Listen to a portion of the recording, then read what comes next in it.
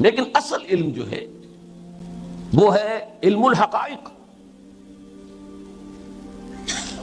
بلیا کی جانا میں کون، ہو ایم آئی، میری حقیقت کیا ہے، یہ کائنات کیا ہے، اس کی حقیقت کیا ہے، میری زندگی کیا ہے، اس کی حقیقت کیا ہے، سفر حیات کی منزل کون سی ہے. علم کسے کہتے ہیں، اس کے حصول کے ذرائع کیا ہیں، خیر و شر واقعتاً کوئی ویلیوز ہیں یا کوئی سراب ہے، یہ سارے بنیادی، یہ ہے اصل علم. اور اس میں علم میں صحیح کا مظہر اتم ایمان. باقی سائنٹیفک علم، ٹیکنالوجیکل علم، میڈیکل سائنسز، انجینئرنگ سائنسز، شریعت کا علم، احکام کا علم، یہ اپنی جگہ ہے، ان میں سے کسی کی نفی نہیں کر رہا. لیکن یہاں مراد علم سے کون سا ہے؟ علم الحقائق. اسی پر در حقیقت سارا دار و مدار ہے انسان کے رویے کا. اسلام میں علم صحیح کا مظہر اتم ایمان ہے، جبکہ صحیح عمل صحیح کی اساس تصور فرائض پر قائم ہے. جو آپ کا تصور ہوگا فرائض کا، اسی کے مطابق آپ عمل کریں گے. اس میں ایک تو لفظ ایڈ کر لیجئے، فرائض اور حقوق. یہ اصل میں ایک ہی حقیقت کے دو، ایک ہی سکے کے دو رخ ہیں. اللہ کے جانب آپ کے جو فرائض ہیں وہ اللہ کے حقوق ہیں آپ پر. اولاد کے ضمن میں جو آپ کے فرائض ہیں وہ اولاد کے حقوق ہیں آپ پر. مامورین کے جو فرائض ہیں وہ گویا کہ حق ہے امیر کا. امیر کا جو فرض ہے وہ گویا کہ حق بنتا ہے مامورین کا. تو یہ ایک ہی شے کے در حقیقت ایک ہی سکے کے دو رخ ہیں، حقوق و فرائض. اسی لیے حقوق اللہ، حقوق العباد، اس میں کل شریعت آ جاتی ہے، کل دین آ گئے. تو فرائض اور حقوق در حقیقت یہ ایک ہی سکے کے دو رخ، ایک ہی تصویر کے دو رخ. جو تصور حقوق و فرائض ہے اسی پر عمل کا دار و مدار ہوگا. وہ صحیح ہے تو عمل صحیح ہوگا. اب اگلا جملہ، ایمان انسان کو علم حقیقت ہی عطا نہیں فرماتا، صحیح محرک عمل بھی دیتا ہے. یہ ایمان کا دوسرا رخ ہے. یوں سمجھیے کہ ایمان کی ایک وسعت ہے، ایک اس کی گہرائی ہے. وسعت فلسفیانہ فکر کی حامل ہے. کائنات کیا ہے، تمہاری حقیقت کیا ہے، زندگی کیا ہے، موت کیا ہے، خیر کیا ہے، شر کیا ہے، علم کیا ہے، تم کیا ہو، تمہارا اللہ سے تعلق کیا ہے. یہ سارا وسعت ہے اس کی. یہ ہے فلسفیانہ فکر، علم صحیح. ایک ہے اس کی یقین کی گہرائی. جتنی گہرائی ہوگی اتنا ہی جذبہ عمل کو مہمیز ملے گی. تو ایمان کے دو رخ ذہن میں رکھیے. میری تقریروں میں کبھی یہ الفاظ آپ نے سنے، گہرائی اور گہرائی. ایک ہے ایمان کی گہرائی اور گہرائی، ایک ہے ایمان کی وسعت. وسعت جو ہے وہ ریپرزنٹ کرتی ہے علم صحیح کو، اور گہرائی جو ہے وہ محرک فراہم کرتی ہے عمل. جتنا گہرا ہوگا ایمان اتنا ہی جذبہ ہوگا جہاد کا، اتنی ہی اثار و قربانی، اتنی ہی محنت، اتنی ہی جد و جہد. جتنا یقین بڑھے گا اتنا ہی جہاد بلند سے بلندتر منازل تک پہنچے گا. اس اعتبار سے اولین اہمیت اسی کی ہے. جب ایمان ان دونوں اعتبارات سے اصل شے بن گیا، گویا کہ ہماری بحث میں 3/4 ایمان ہے، 1/4 عمل رہ گیا ہے. علم صحیح بھی ایمان سے، اور عمل صحیح کے لیے جذبہ محرکہ بھی ایمان. تو اب تصور فرائض دینی تو 1/4 رہ گیا. کل کے مقابلے میں 1/4 ہے، 3/4 ایمان کی حقیقت ہے. لیکن اپنی جگہ پر یہ بہت اہم ہے. وہ شعر جو میں نے بارہا سنایا ہے کوثر نیازی صاحب کا، مجھے پسند ہے. ذرہ فانی مہر درخشاں، مہر درخشاں ذرہ فانی. کائنات کی وسعت کو دیکھو تو یہ سورج بھی ایک ذرے کے مانند ہے. گیلیکسیز، اور پھر گیلیکسیز کی کتنی کروڑوں گیلیکسیز، ارب گیلیکسیز. تو یہ بیچارہ سورج کیا رہ گیا؟ ایک ذرہ. ذرہ مسکین، لیکن ایک ذرے کو اگر الیکٹرانک مائکروسکوپ آپ نے ذرے پر جما دیے تو وہاں سورج نظر آئے گا آپ کو. لہو خورشید کا ٹپکے اگر ذرے کا دل چیرے. تو یہ اعتباری باتیں ہیں. ایک اعتبار سے خورشید کا کیا مقام ہے کہ وہ ذرہ ہے، دوسرے اعتبار سے ذرے کا کیا مقام ہے کہ وہ خورشید ہے.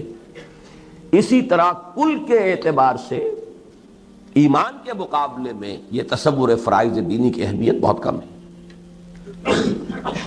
لیکن جب آپ عمل کو دیکھیں گے تو اس کے اعتبار سے بہت بڑی اہمیت کا حامل ہے یہ تصور فرائض دینی، جس کو میں اپنے ان سادہ تمثیلوں سے واضح کرتا رہا ہوں. اب مجھے بار بار یہ جملہ کہنا پڑے گا، بارہا تقریریں کی ہیں. اگر 10 فرائض کسی کو سونپ دیے جائیں کہ صبح سے شام تک، امپلائر کہتا ہے امپلائی سے کہ یہ 10 کام تمہیں روزانہ کرنے،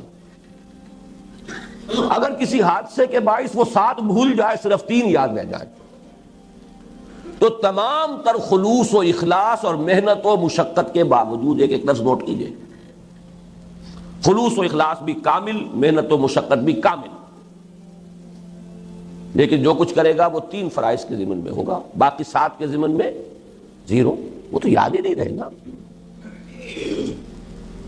تو ناکام ہو جائے گا. تمہیں کتنا بڑا رسک ہے. خلوص و اخلاص کے باوجود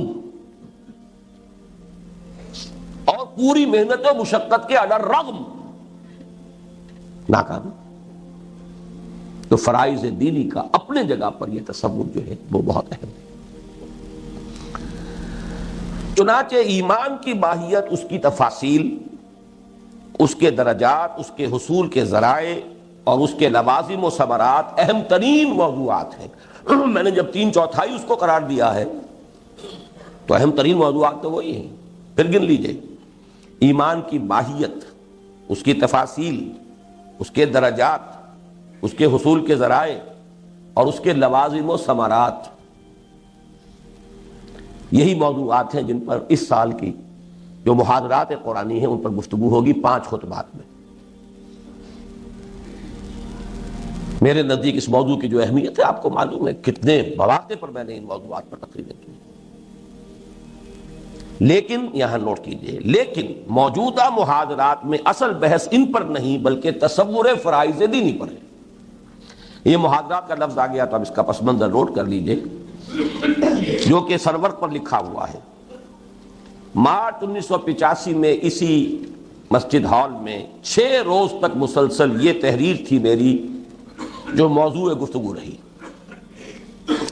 اس میں تھوڑا سا لفظی فرق ہوا ہے بعض جگہ پر، وہ میں آپ کو بتا دوں گا، مبادا یہ سمجھا جائے کہ میں نے غلط بیانی سے کام لیا. میں نے ایک تحریر مرتب کی علماء کرام سے استصواب کے لیے کہ یہ میرا مطالعہ ہے قرآن و سنت سے اور سیرت رسول صلی اللہ علیہ وسلم سے. کوئی غلطی ہے تو متنبہ کر دیجیے، صحیح ہے تو تصویب فرمائیے. 100 علماء کرام کو دعوت دی، جن میں سے 25 حضرات نے تشریف لا کر یہاں تقریریں کی، 25 نے اپنے خیالات لکھ کر گئی. ان میں بڑی بڑی شخصیتیں بھی تھیں اس وقت، میں ان کا بہت ممنون اور مشکور ہوں. ان محاضرات کی پوری رداد میثاق میں چھپ چکی ہے.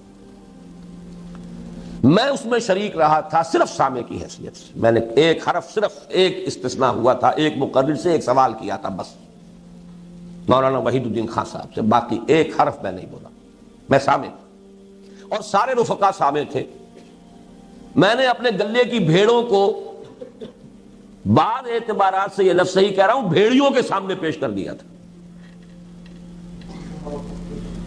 اس لیے کہ استہزاء بھی ہوا، تمسخر بھی ہوا، مذاق بھی اڑایا گیا.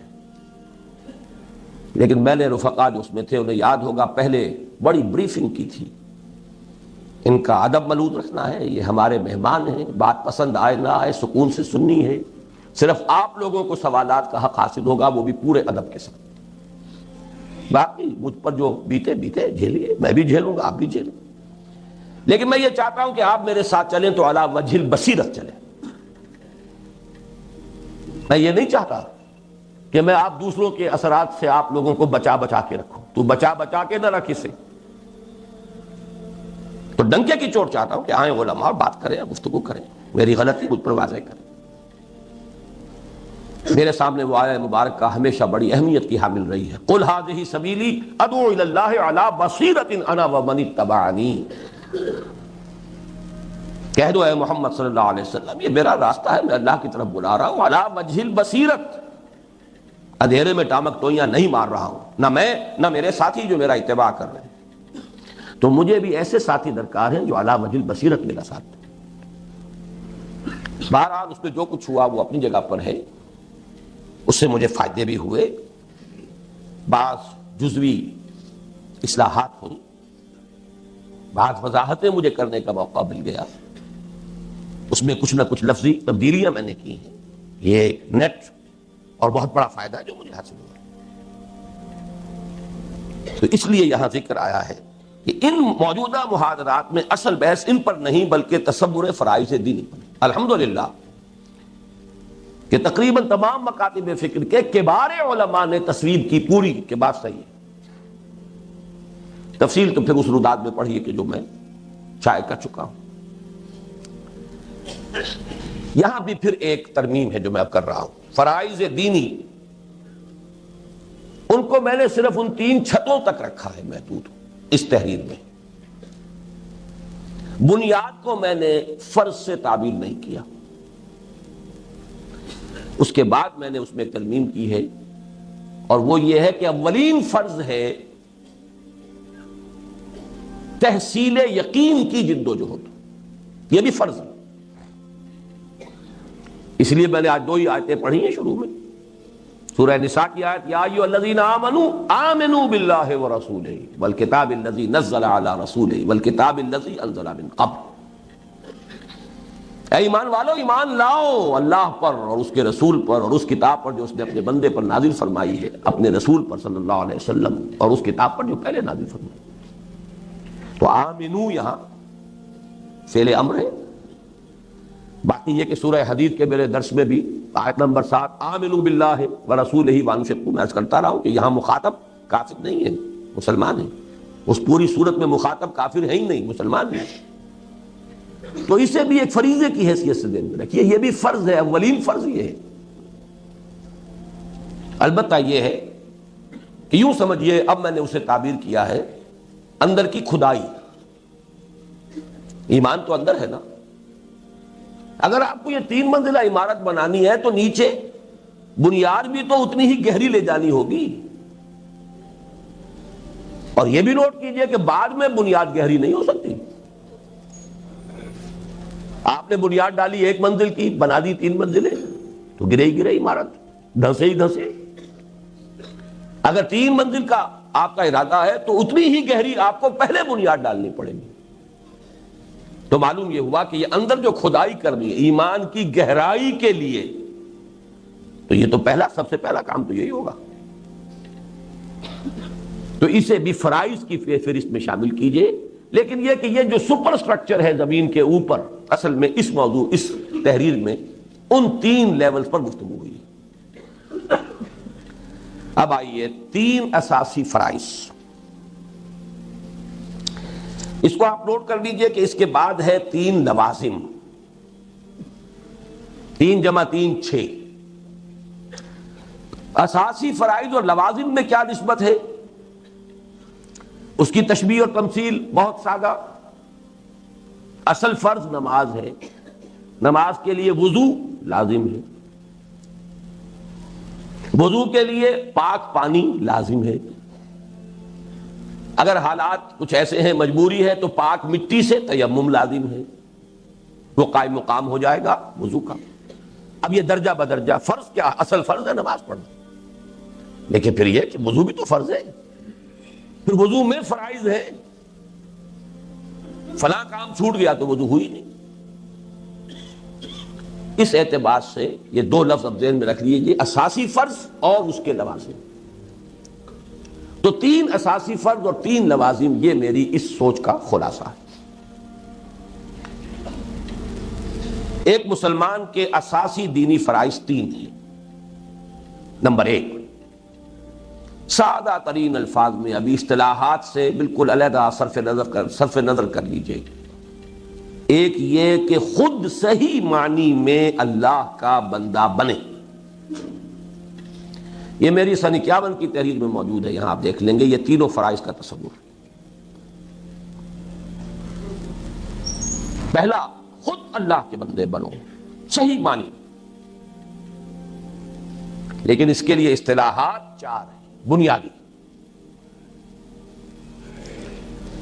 اسلام، اطاعت خدا و رسول صلی اللہ علیہ وسلم، تقوی اور عبادت۔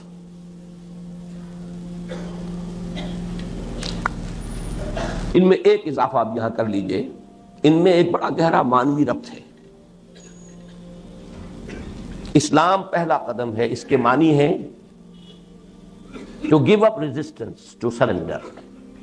معلوم ہوا پہلے کشمکش تھی، مقابلہ تھا، جنگ جاری تھی، آپ نے سپر انداز تھے مگر جنگست، آپ نے ہتھیار ڈال دیے۔ وہ جنگ کون سی تھی؟ آپ کے نفس کی اور اللہ کی۔ آپ نے ہتھیار ڈال دیے، سرنڈر، سر تسلیم، ختم۔ اچھا، یہ مجبوراً بھی ہو سکتا ہے۔ حضور کی حیات طیبہ میں جب انقلاب کی تکمیل ہوئی تو بہت سے لوگوں نے مجبوراً بھی تو سرنڈر کیا تھا، منافقین نے مجبوراً بھی تو سرنڈر کیا تھا، عبداللہ ابن ابی نے مجبوراً سرنڈر کیا تھا۔ لیکن اسلام کے معنی سرنڈر، مسلمان وہ ہو گیا، اب وہ مجبوراً ہے، مرضی سے، یہ علیحدہ بحث ہے، اس سے آپ کی بحث، آپ کو اس سے بحث نہیں کر سکتے۔ وہ اللہ جانتا ہے وہ مجبوراً ہوا ہے، دھوکے کے لیے ہوا ہے، آئندہ جنگ جاری رکھنے کے لیے، مہلت لینے کے لیے ہوا ہے، جو بھی ہو، جاسوس بن کر آیا ہے، جو بھی ہو، اسلام ہو گیا، سرنڈر کر دیا۔ اس سے اگلا لفظ ہے اطاعت۔ اطاعت کا مادہ ہے طوع۔ طوع کے معنی ہے آمادگی، خود آمادگی، طوعن و کرہن۔ یہ لفظ دو جو آتے ہیں، ایک آمادگی کے ساتھ کام کرنا ہے، ایک مجبوری سے کرنا۔ اب اسلام میں سے مجبوری والے حصے کو نکال دیجئے، تب اطاعت ہوگی، اور اطاعت اللہ کے ساتھ رسول کی، یہاں بریکٹڈ ہے۔ یہ مضمون بہت طویل ہے لیکن بہت محکم ہے۔ اللہ کی اطاعت رسول ہی کے اطاعت کے ذریعے ممکن ہے، کوئی اور راستہ ہے۔ وَمَن يُطِعِ الرَّسُولَ فَقَدْ أَطَاعَ اللَّهَ، یہ اس طرح دو، ادھر سے لے ادھر سے لے لے۔ یہ اب طوع کی طرف میں توجہ دلا رہا تھا۔ اسلام سرنڈر، مجبوراً یا آمادگی سے، اس سے کوئی بحث نہیں۔ اطاعت اب دلی آمادگی سے حکم ماننا ہے اللہ کا، اس کے رسول کا۔ اسی کا ایک منفی رخ ہے تقوی۔ تقوی کیا ہے؟ بچنا، نافرمانی سے بچنا، گناہ سے بچنا، اللہ کے حکم کو توڑنے سے بچنا۔ گویا کہ اطاعت اور تقوی یہ دونوں، یہ مثبت اور منفی رخ ہے۔ اس میں ایک اضافہ بعد میں کروں گا میں، یہاں 4 اصطلاحات کے حوالے سے ابھی تقوی کو اسی درجے ذہن میں رکھیے۔ لیکن جامع ترین اصطلاح ہے عبادت۔ یا ایھا الناس اعبدوا ربکم وما خلقت الجن والانس الا لیعبدون۔ اور عبادت میں صرف آمادگی نہیں، گہری اور شدید محبت کے جذبے کے تحت اللہ کی بندگی۔ العبادت تجمع اصلین، غایت الحب مع غایت الذل، مع غایت الذل والخضوع۔ دو چیزوں، دو بنیادوں کے جمع ہونے سے عبادت وجود میں آتی ہے، حد درجے کی محبت اور حد درجے میں اپنے آپ کو بچھا دینا زمین، انقیاد، تسلیم کا آخری تک۔ میری کوئی مرضی نہیں، جو تیری مرضی ہے وہ میری مرضی۔ اور محبت، دیکھا آپ نے ان 4 الفاظ میں ایک تدریجی ارتقاء ہے۔ البتہ اس میں جو میں تقویٰ کے بارے میں ایک بات عرض کرنا چاہتا ہوں، قرآن مجید کے بعض مقامات سے یہ معلوم ہوتا ہے کہ تقویٰ اصل میں اس ڈرائیونگ فورس کا نام ہے جو آدمی کو آگے سے آگے بڑھاتی ہے، اطاعت میں اور گہرا ہونا، اللہ کی بندگی میں اور پختہ ہونا، یہاں تک کہ درجہ احسان تک پہنچ جانا۔ اخبرنی عن الاحسان، مجھے بتائیے احسان کیا ہے؟ ان تعبد اللہ کانک تراہ فإن لم تکن تراہ فإنہ یراک، ان تعمل اللہ کانک تراہ فإن لم تکن تراہ فإنہ یراک، ان تخشى اللہ کانک تراہ فإن لم تکن تراہ فإنہ یراک۔ اس کے لیے سورہ مائدہ کی اس آیت کو ذہن میں رکھیے،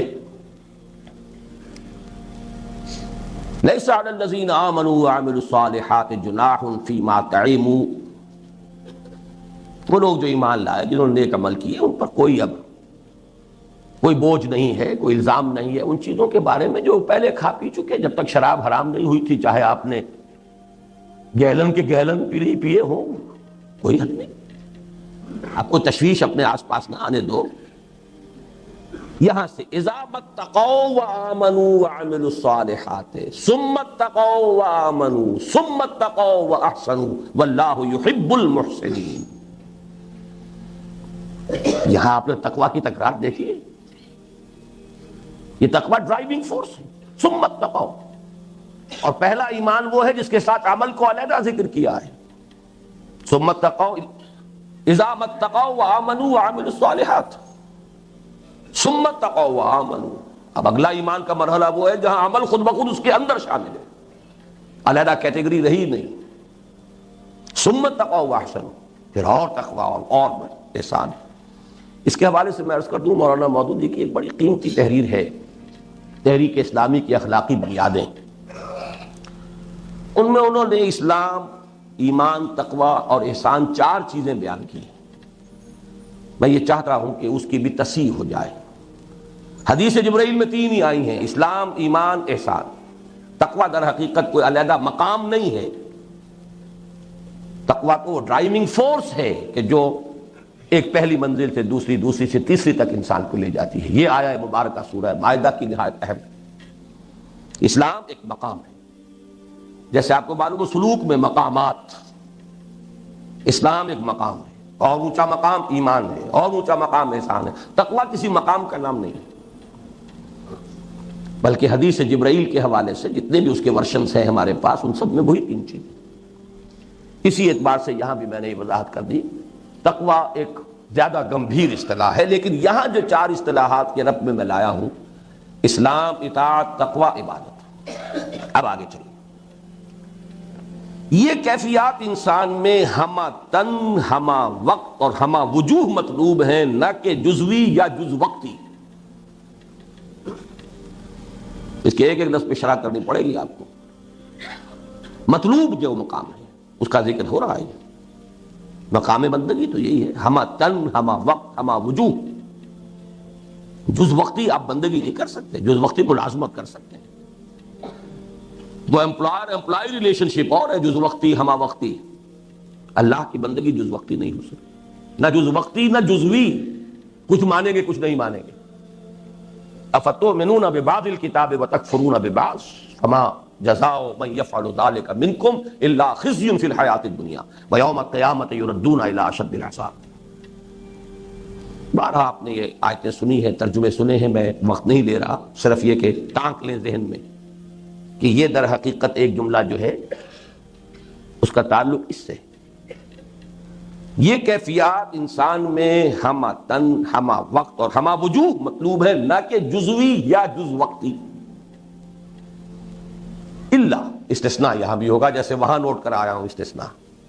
مریض آدمی ہے، مفلوج ہے، ہلنا چاہتا نہیں ہل سکتا، نفسیاتی مفلوج ہے، مانتا ہے کہ ہاں یہ کام فرض ہے، نہیں کر پا رہا، یہاں بھی الا ہے۔ الا یہ کہ کبھی غفلت کے باعث، اب یہاں بھی دیکھیے ایک جملے میں 3 اسباب آئے ہیں، غفلت کے باعث، یا جذبات کی رو میں بہہ کر، یا ماحول کے اثرات سے مغلوب ہو کر، کوئی غلط حرکت سرزد ہو جائے، بالارادہ نہیں، سرزد ہو جانا، اس کا اپنا ایک کنوٹیشن ہے، مفہوم ہے۔ معصیت بالارادہ ہو تو بغاوت ہے، جسے ہم گناہ کہتے ہیں، تقصیر، وہ بالارادہ نہیں، سرزد ہو گیا۔ کیوں ہو گیا؟ نمبر 1 غفلت کے باعث، یاد نہ رہا۔ نمبر 2، جذبات کا رہو اندر سے ایسا ریلا اٹھا ہے، طوفان بہ گیا آدمی، اس کی قوت ارادی کے بند ٹوٹ گئے۔ نمبر 3، کسی ایسے ماحول میں چلا گیا ہے وقتی طور پر، عارضی طور پر، کہ اس سے مغلوب ہو گیا ہے۔ 3 اسباب ہو سکتے ہیں معصیت کے، تو یہ ہے استثناء۔ اگر حرکت ایسی سرزد ہو جائے تو اس پر فوری توبہ اللہ کے یہاں لازماً مقبول ہوگی۔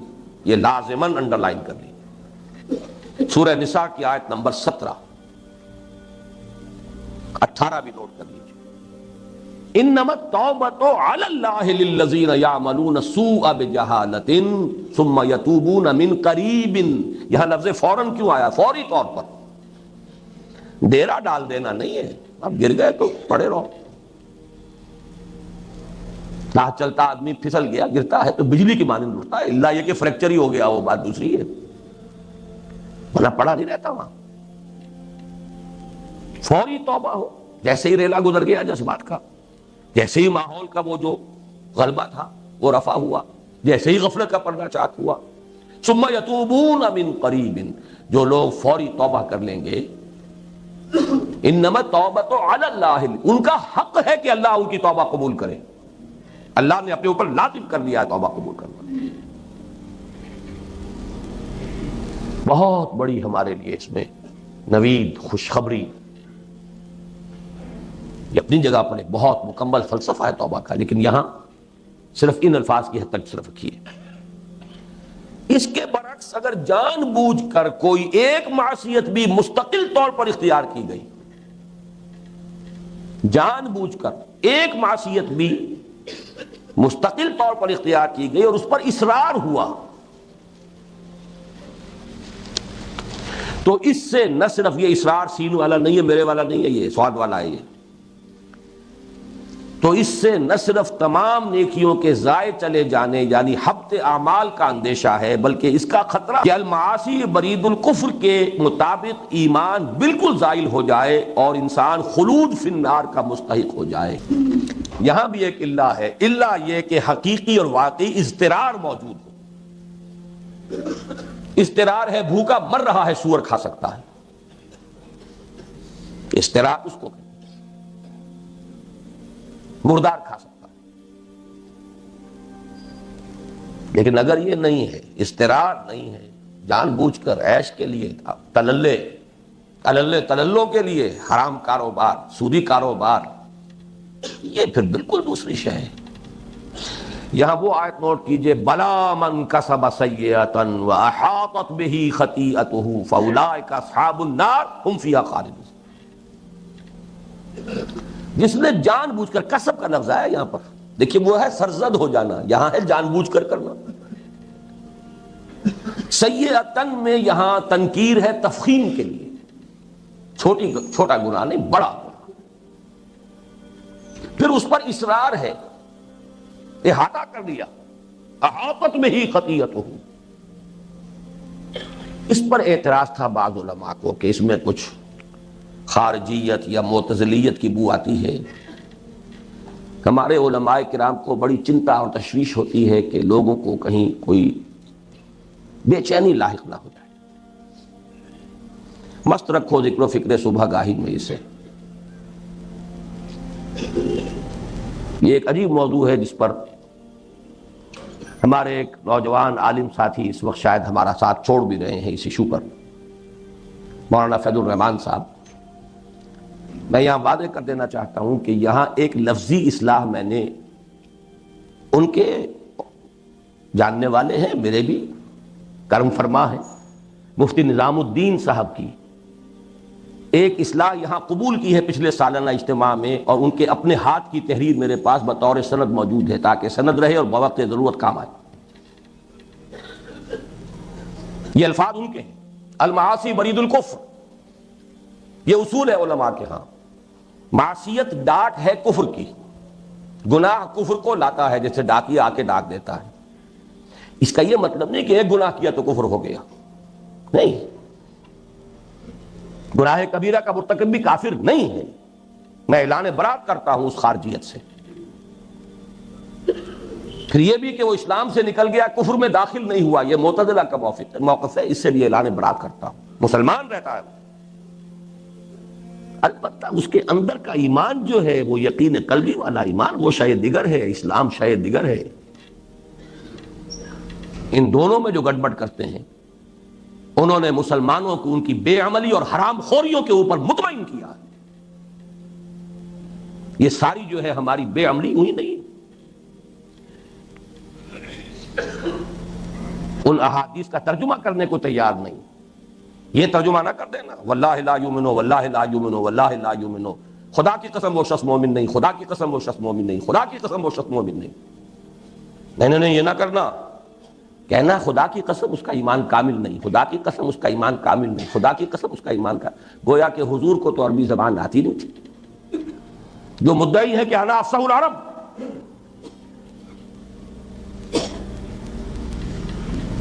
تو ذہن میں رکھیے. یہ مفتی نظام الدین صاحب کی میں نے اصلاح قبول کی ہے یہاں، لیکن ان کے الفاظ ہیں المعاصی برید الکفر. ایک انتہا یہ ہو سکتی ہے، جیسے حضور نے فرمایا ایک گناہ کیا داغ پڑ گیا، توبہ کیا داغ دھل گیا، نہیں کیا دوبارہ دو گناہ کیا پھر داغ، پھر گناہ کیا پھر داغ، پھر گناہ کیا، تو یہاں تک کہ دل سارا سیاہ ہو گیا، یوں بند ہو گیا. حضور نے مٹھی بند کی، اس طرح دل بند ہو جاتا ہے، اور بند کے اوپر تو پھر مہر لگتی ہے. ختم اللہ علی قلوبہم وعلی سمعہم وعلی ابصارہم غشاوہ. لیکن اس کا فیصلہ ہم اس دنیا میں نہیں کر سکتے، یہ فرق ہے. اس پر فتویٰ نہیں دیا جائے گا. فتویٰ وہی ہوگا کہ گناہ کبیرہ کا مرتکب بھی کافر نہیں ہے، مسلمان ہے. اس دنیا میں ہماری بحث صرف اس حد تک رہے گی کہ کوئی مسلمان ہے یا نہیں ہے، مومن ہے یا نہیں ہے. یہ اللہ میاں کے ہاں جا کر پتہ چلے گا. کیا پتہ کس کس کا پردہ چاک ہو جائے، کون کون سے یہاں جو اتقیاء اور زہاد مشہور ہیں وہاں معلوم و ریاکار تھے بدترین.